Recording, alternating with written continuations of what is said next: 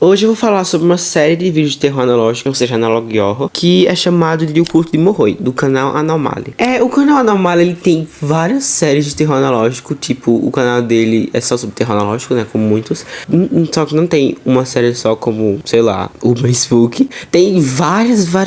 É bem interessante o canal dele, vamos dar uma olhada depois. Como sempre, o nome do criador tá aí na tela, mas o canal dele e os vídeos originais vão estar na descrição, como sempre. A saga do Culto de Morroi tem uma centena de vídeos. Só de conteúdo da saga de Morroi tem umas 5 horas de vídeo. Mas hoje eu só vou me concentrar no que é necessário para o nosso entendimento. Ou seja, só 2 episódios.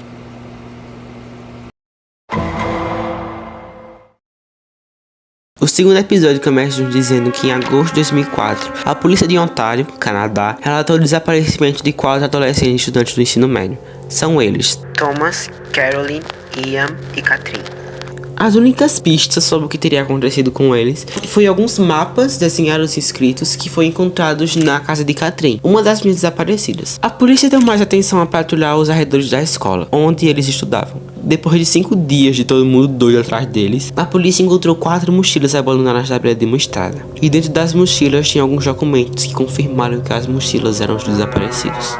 Essas bolsas foram encontradas em uma estrada no meio de um matagal. Então a equipe de busca resolveu adentrar nessa floresta. Eles passaram horas perambulando e procurando, mas não tinham encontrado nada de incomum. Até que do nada eles se depararam com uma área bastante peculiar. Essa área era uma área com centenas de monumentos religiosos, altamente enferrujados. E como se não fosse pouco, nessa área eles encontraram enormes fossas escavadas. Suspeita-se que sejam possíveis cemitérios.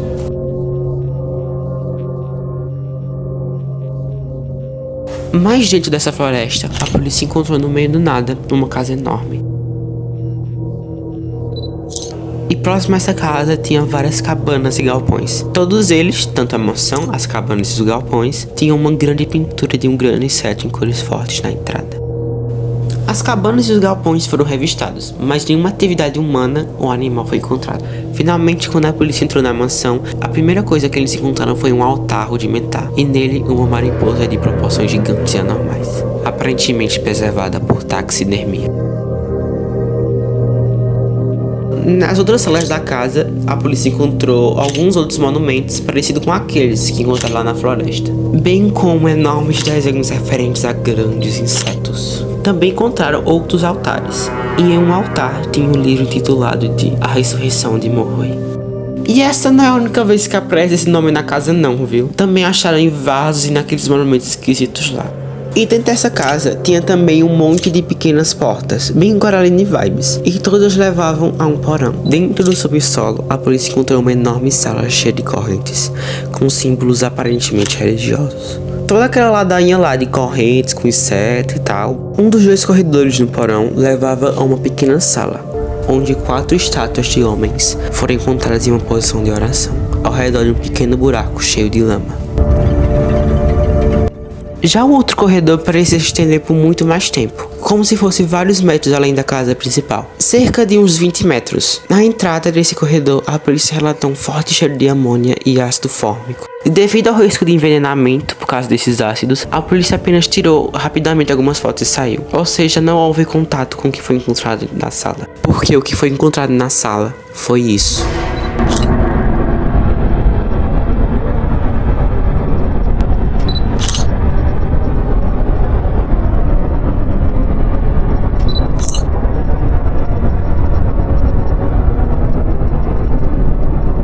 A equipe especial isolou o entorno da mansão e cobriu completamente a parte superior, devido à toxicidade do local. Por conta de tudo isso que foi encontrado lá, a polícia decidiu enviar um grupo especializado, um grupo próprio para o manuseio de substâncias altamente voláteis. Mas eu ainda não citei o último andar da casa.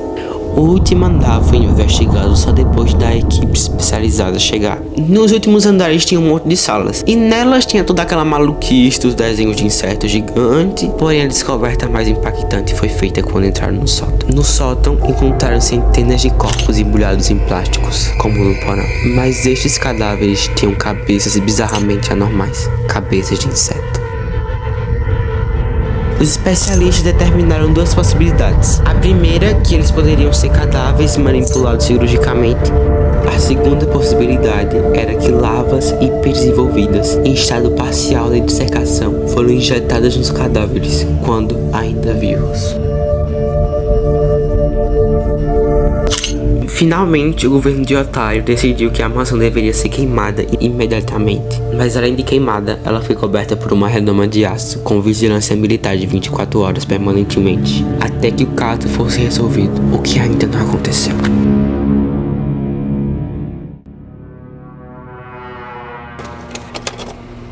Em 2021, um cara aleatório, que a identidade foi protegida, a gente só sabe que esse querido é da cidade de Quebec, a cidade vizinha à cidade de Ontário. E Ontário foi onde teve todas aquelas desgraças que eu acabei de dizer. Voltando, esse cara postou nos stories da sua conta do Instagram uma filmagem que sua câmera de segurança tinha acabado de filmar. O que ele postou foi isso.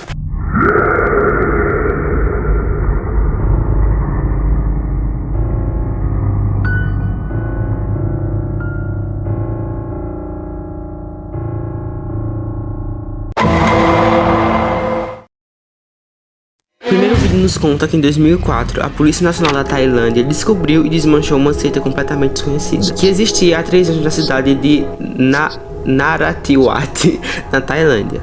A seita realizava seus rituais em um enorme terreno no sul do país. Essa seita era bem dizer uma aldeia, com celeiros e grandes casas. Suspeita-se que nessa aldeia barra seita já possam ter vivido mais de 600 pessoas. Quando a polícia chegou lá, eles encontraram apenas 3 homens vivos. Os 3 estavam em uma situação deplorável de higiene, mas apesar de tudo, estavam todos incompletamente lúcidos. Esses queridos se identificaram como moradores permanentes da aldeia.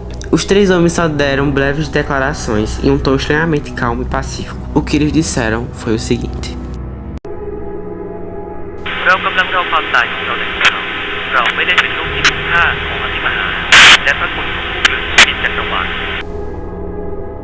A polícia então decidiu prender esses 3 homens sob a acusação de suspeita de sequestro e assassinato. Quando a equipe forense foi explorar os jardins da aldeia, eles encontraram centenas de cadáveres, mais precisamente 241 corpos.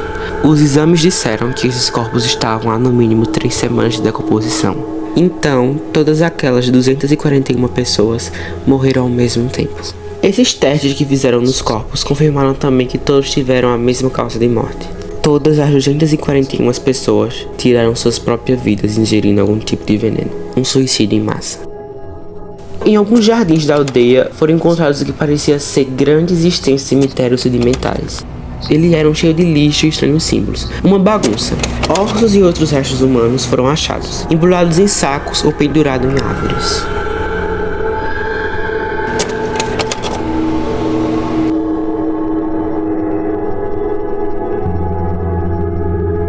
Sabe aquele celeiro lá? Dentro deles, a polícia encontrou várias salas cheias de objetos espalhados por todo o canto. Era um monte de coisa. Altar, estátua, velomática, fotografia, livro, uma bagunça. Tudo aponta que essas salas eram usadas para a realização de vários rituais, incluindo sacrifício humano.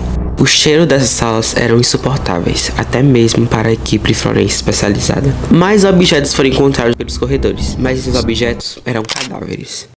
Eles não foram identificados como cadáveres humanos, por isso não foram removidos do local.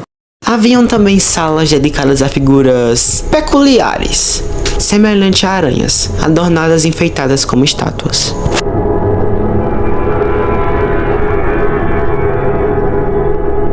Continuando com a exploração no restante dos jardins, a equipe forense encontrou 2 buracos numa área isolada, longe das casas e dos celeiros. Esses buracos eram uma espécie de túneis. Dentro deles eram incrivelmente estreitos. Os 2 túneis levavam ao mesmo lugar, um esconderijo.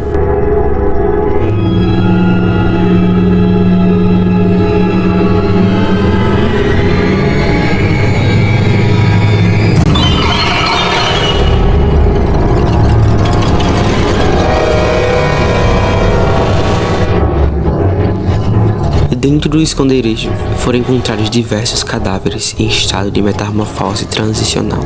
Todos estavam aparentemente mortos. Estavam petrificados, com uma última e final expressão de horror.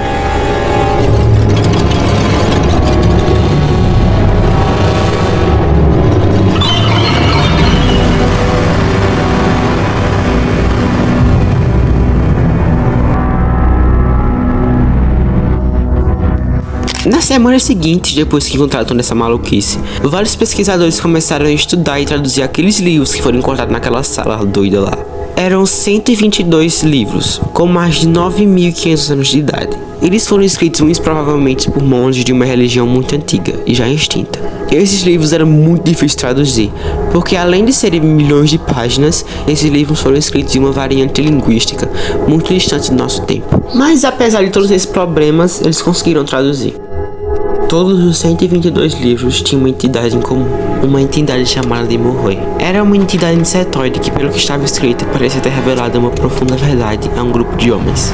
Eles acreditavam que no dia do grande fim do universo, seriam transportados para uma dimensão onde suas almas de imensurável valor transicional passariam a fazer parte de um grande eu.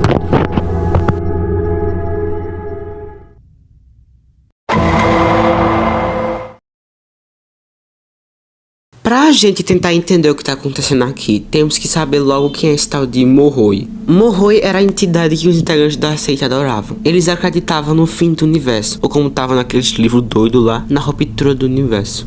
E que no dia do fim de tudo, eles seriam levados para uma outra dimensão, onde eles fariam parte de um grande maior. Na minha opinião, para eles conseguirem ir para esse outro maior, esse grande outro, eles teriam que virar semelhantes a Moroi. Por isso a metamorfose para insetos. Mas pelo que parece, para que eles conseguissem fazer isso, essa metamorfose, eles teriam que morrer primeiro. No segundo episódio, centenas de integrantes da seita tiraram suas próprias vidas.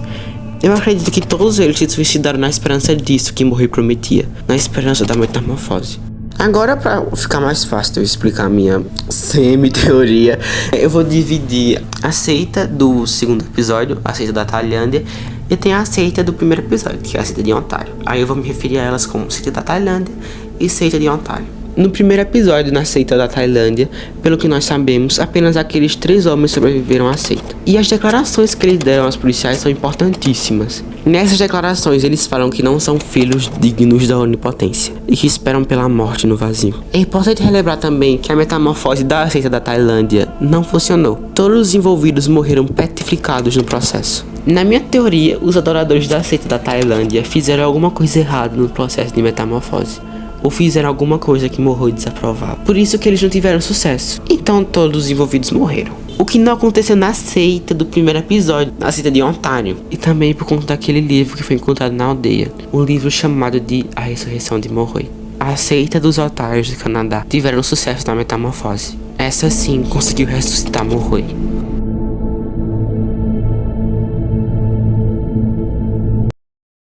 Então foi isso. O vídeo de hoje foi bem simples, né? Mas fazer o quê? Se esse vídeo for bem, repercutir bem, ou se vocês quiserem, eu posso trazer mais episódios dessa série do Conto de Moroi. Foi isso. Como sempre, se inscreve no canal, sei lá, dá um like, um comentário. Muito obrigado por ter assistido até aqui. E tchau, tchau.